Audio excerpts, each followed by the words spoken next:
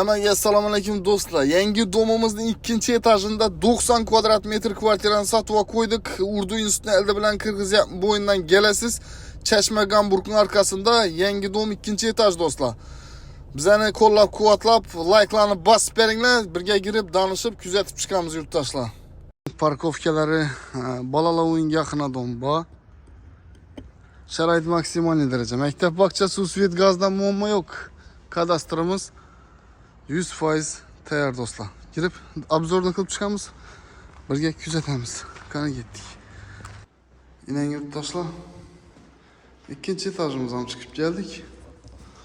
Do'stlar, kvartiramizga uteplёnный eshiklar qo'yilgan. Bismillah. Suvoqdan chiqib turibdi. Montajlar, elektropitaniya girgan. Stяжкасы qilingan, shu yerda bir korotkий koridorimiz bor. Bu yana keng katta площадь, ya'ni hol bo'ladi. Balandligi ajoyib joyni.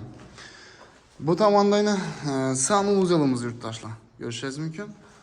Sanuzel polniy katta vannadan ham sig'adi. Prихожий zona, prихожий mebel joy, zali, spalnisi, ibida oshxonasi. Bilan danışamiz. Gaz tochkalar kelib turibdi.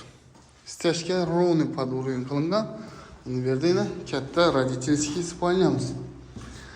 Так, bu tomonda spalnya детский, lekin katta. Bu yerda yana mebel qo'ysa bo'ladi bu yerga.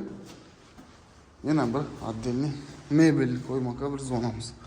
Так, zalimiz yurtdoshlar, zalning kengligini ko'rib turibsizlar. Balkona chiqamiz. Balkon.